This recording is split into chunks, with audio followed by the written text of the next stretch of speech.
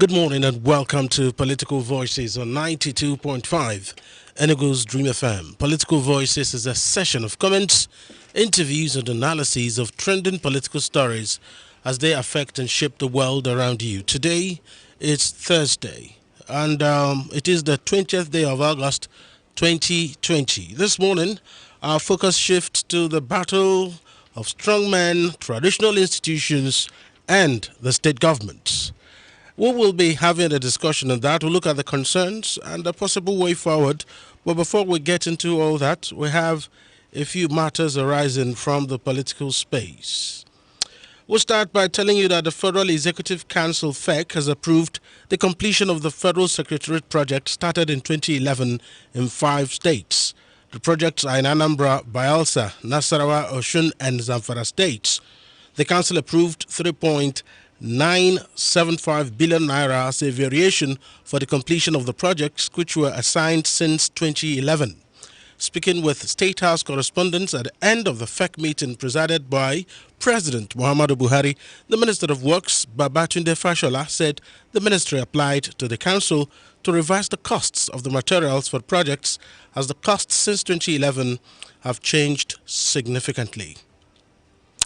Moving ahead, the governor of Ekiti State, Dr. Kayode Fayemi, has denied the poster published on social media indicating his interest in the 2023 presidential race. The chairman of the Ikere local government area, Mr. Femi Ayodele, yesterday published the poster with presidential ambition bearing Fayemi's portrait on social media to clear the air and confirmed his loyalty to the governor. Fayemi, in a statement through his chief press secretary, Yinka Oyebode, said he was not oblivious of the distraction such action will cause the government, denying ever authorizing such action. Those are some of the issues we are looking at the political space. But remember, we are live on our YouTube channel, Dream TV Enugu. Remember to subscribe and turn on notification for that YouTube channel so you can watch our live videos. We are also live on Twitter, Dream 925 FM. Stay with us.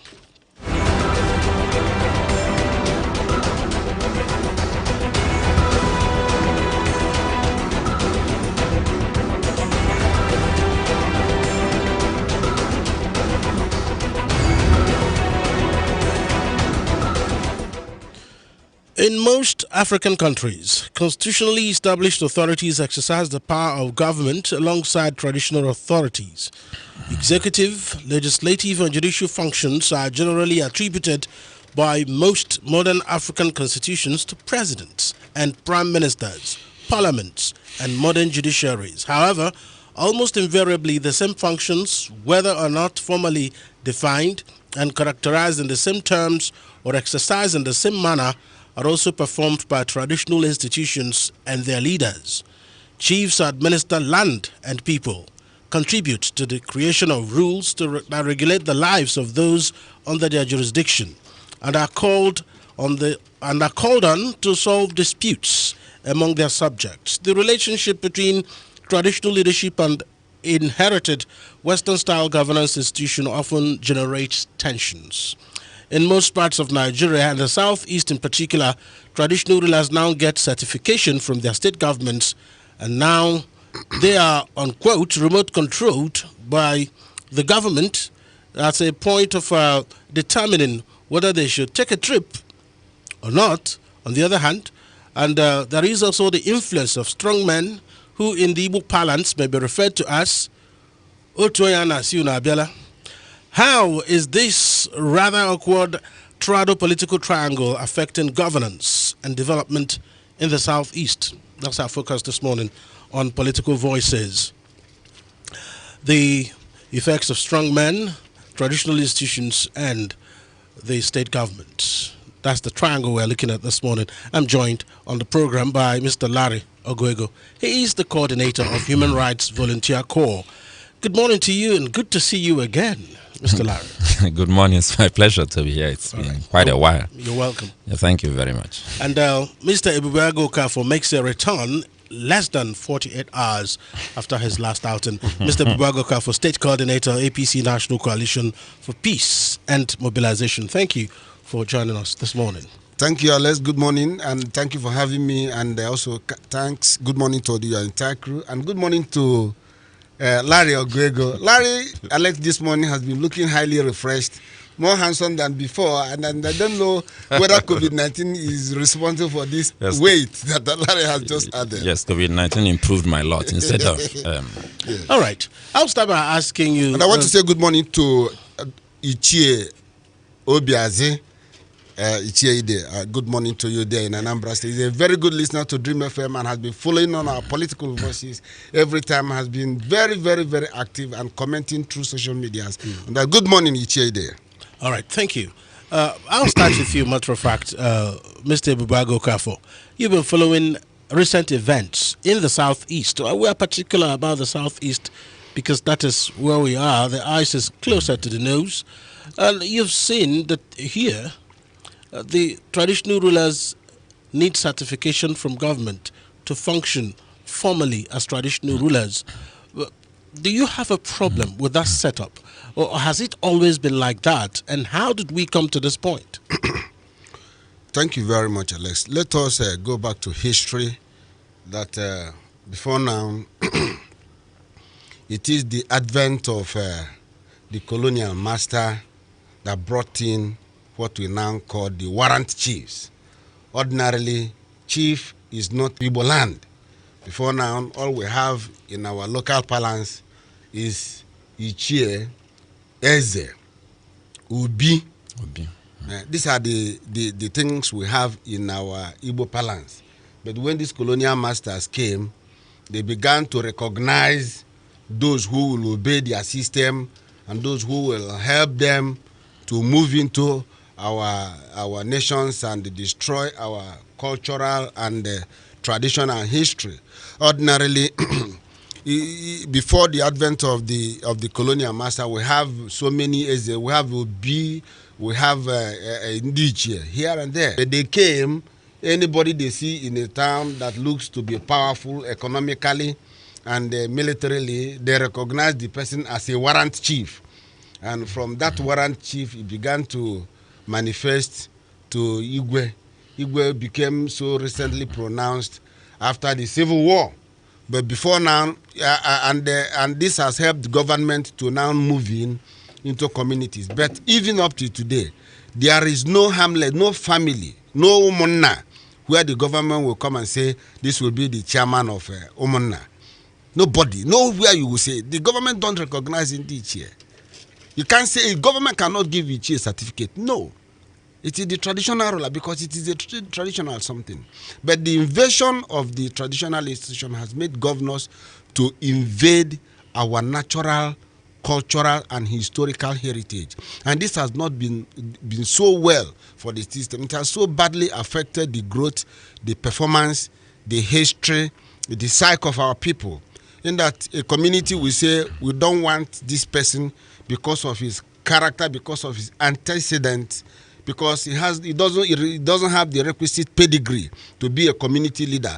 In situations where people of questionable character, questionable businesses will emerge. We need to actually remind ourselves that Nigeria is gradually institutionalizing repression. And I think if you want to call it by its real name, dictatorship, at different levels of governance. Let me explain why.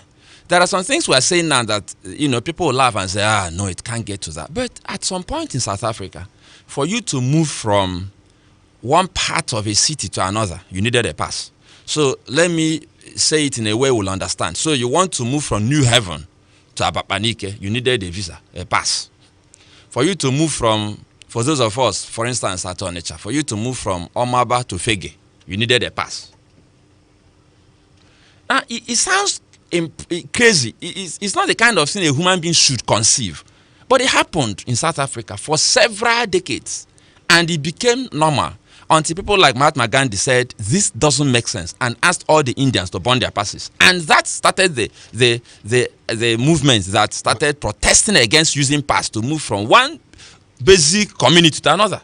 So you needed a visa to move from one city to another city. You wanted to travel from Enugu to Onitsha, you needed a pass. Now, when certain things happen, people who don't want to think properly justify actions that can grow and become very dangerous. I'm not just discussing the rights of the Igwes and chiefs. I'm saying that such thoughts shouldn't cross anybody's mind. Before becoming Igwe and chief, they were first and foremost, and they are still citizens. And citizens have certain rights that are enshrined in the Constitution, including the freedom of movement. They can go from point A to point B. They don't need anybody's consent to move to anywhere.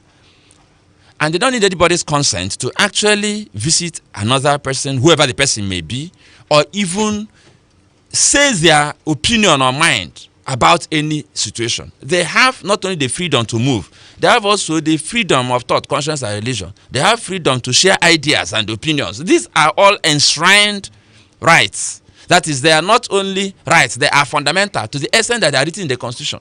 So I don't know why the political elites are gradually dragging Nigeria to a state of anarchy, a state where rights are academic. That is, we have them written on paper, and then because they are custodians of power, most of these governors and leaders, political leaders, forget that it is the people who donate power to them to hold in trust for a period of time. So if you're a governor, let us assume you won the election. This is an assumption because many of them didn't win any election. But let us assume they won. What it means if actually won an election is that people came together and donated their units of power by virtue of their voting. And then when majority donates such power to you, you are now asked to hold this power for us and lead us for 4 years. Then after 4 years, you relinquish the power and we give it another person. But the problem is that when they seize the power, because most of the time they don't even win the election, they actually not only appropriate it by force, they use it by force. They use it with disregard, without any regard whatsoever to the document that should guide everything that they do. So it's not only that it's inappropriate to deny people their rights, including the Igwes, because they are, like I said, citizens. Before you become anything, well, even governors are first and foremost citizens. For you to be an Igwe of a community, you have to be a citizen of that community. For you to be the governor of a state, you have to be a citizen. For you to be the president of a nation, you have to be a citizen. In fact, if you're not a citizen, you're not qualified. So these rights are accrue to citizens. So I don't understand how we arrived at that situation where people are denied express rights. All right, Mr. Babago Kafo, we would like you to talk to us about the much you know about the saga in Anambra State concerning the traditional rulers on one side and the state government, and then their trip to Abuja and how that panned out. And talk to us about the whole story and what your thoughts on it would be. My thoughts are that in Anambra State, Anambra is a peculiar state in the southeast. Let me say unequivocally that Anambra is the pride of the southeast. And nobody will talk with Anambra State. Otherwise, the entire Igbo race will be against that person.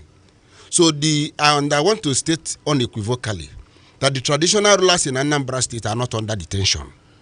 They are not under house arrest. They are not under state arrest. To wit, that they will not have the right to move outside Anambra State unless with the permission of the governor. They are not under. They are not criminals. They have committed no offense to say that they will not meet. And just like Larry has said, and meet anybody of their choice for the interest of their people. That is one. Two, it's very unfortunate that what happened in Anambra State, I wouldn't say that it is politically motivated, but it is out of self-win. When you begin to arrogate to yourself power that does not belong to you, it destroys a system. Traditional rulers, Ateze, the man that took the traditional rulers to the president, is not a politician. He is not contesting for any political position. But what he said was very fundamental. In Anambra State, local government system has been destroyed by ABGA from P2B till today. That since P2B became the governor, there was no election of local government election in Anambra State. And this has so much retarded the growth and development of the local government area. Ateze gave an instance that in his local government area, statutory federal allocation is 150 million naira a year. But there is nothing to show for it. Because there was no local government election. The governors will put HPM to be the caretaker of the local government or anybody of their choice. When you put somebody as a caretaker, which court over time has ruled is illegal, they will begin to do things that pleases the person that put them on there. But when people elect their chairman, their council chairman, their councillor, the person will begin to perform optimally to satisfy their people, to either for a second term or to progress politically. So what happened in Anambra State that I had to ask question.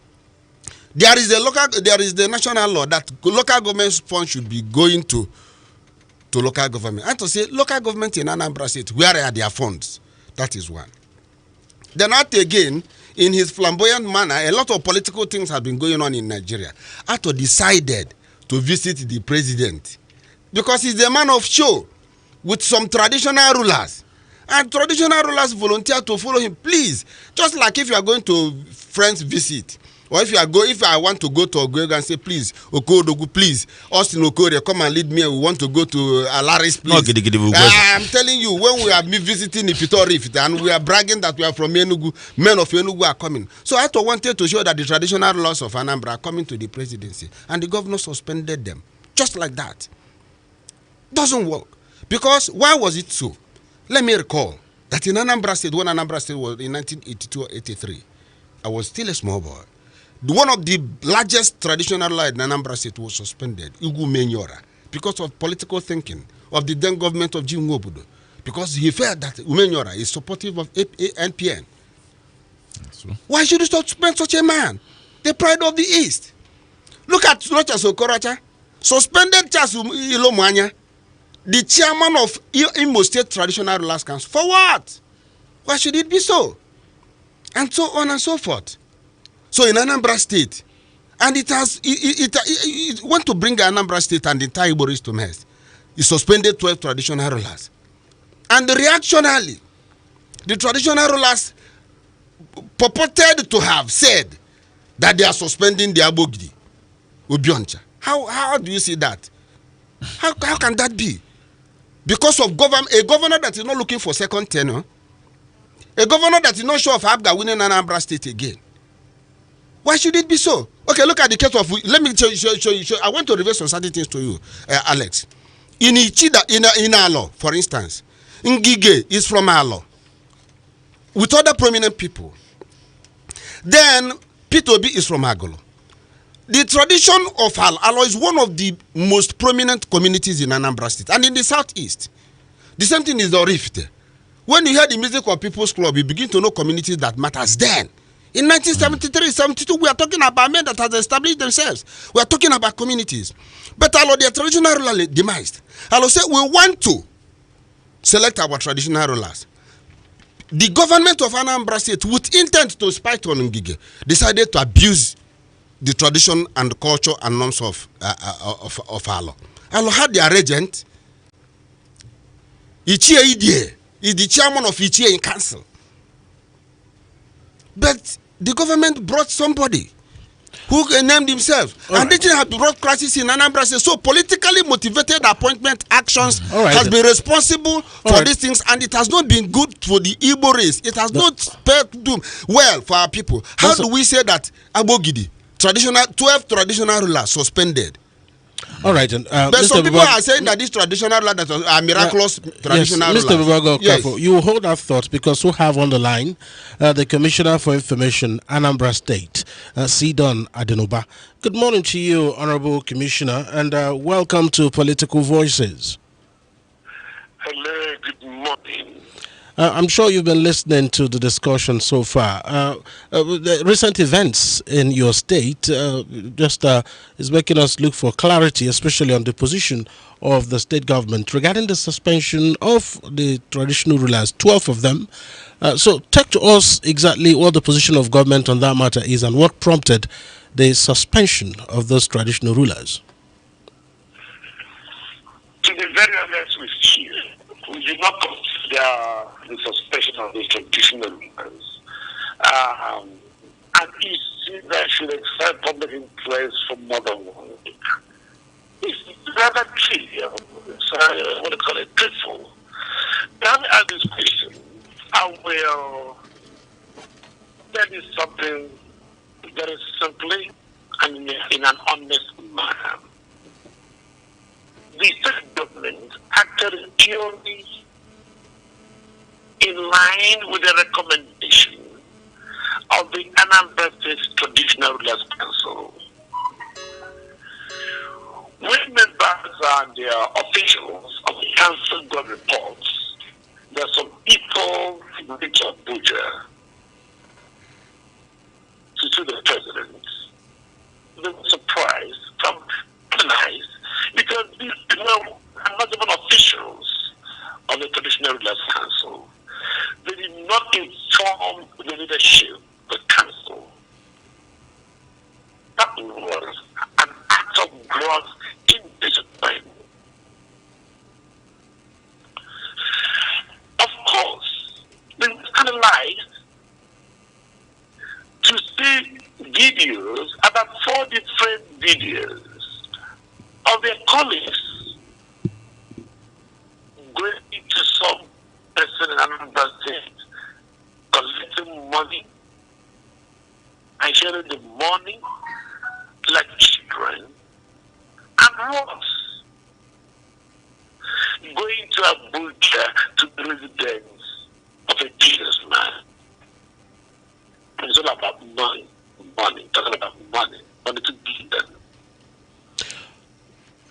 It's embarrassing. This actually does not dignify the office they hold. So the leadership of the Anambra State Traditional Rulers Council recommended a disciplinary action against erring members, and we acted purely in line with the recommendation. All right.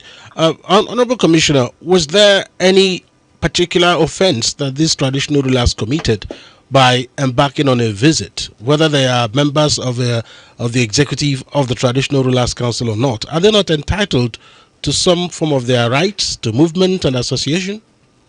Oh, no. Every office comes with responsibilities. There are do's and don'ts. And in every state of the federation, traditional rulers cannot leave their own states to another state with their express permission of the state authorities. This is the tradition, this is the practice, this is the convention in every state of the federation. Is this written? Excuse me, is not an exception. The question here is not exercise of their rights. It's the question of these people going to Abuja, going to the president to say that we're doing that on behalf of the people and traditional rulers of Anambra State. Whereas none of them hold an office. They don't inform their colleagues, they not inform the officials of the Traditional Rulers Council. How would you justify that? And for your information, these people knew very well what they were doing was not right, together with their sponsor. Their sponsor, don't forget, his half-brother is the traditional ruler of Ugbo in Dunukofia, local government area. He made sure his brother did not join them. In fact, on their way, they went to see the traditional ruler.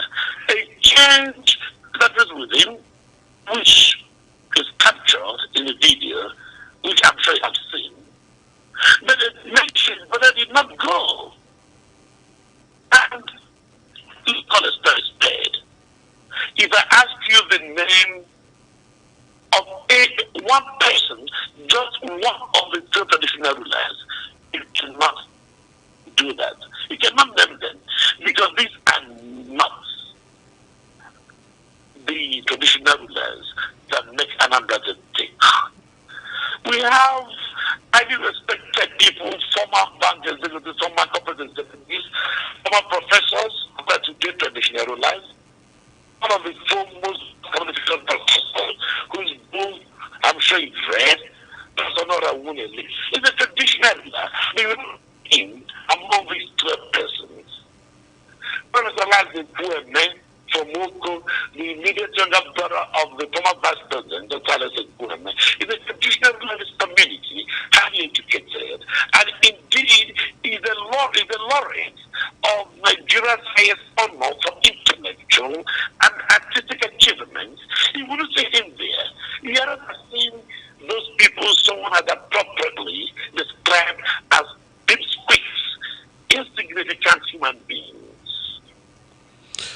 Well, all right, Honorable Commissioner. It's well. Thank you so much for giving us the position of the government in this. We will maybe come to you before we end the program, as we continue the discussion. Honorable Commissioner of Information in Anambra State, Sidon Adenoba, Dr.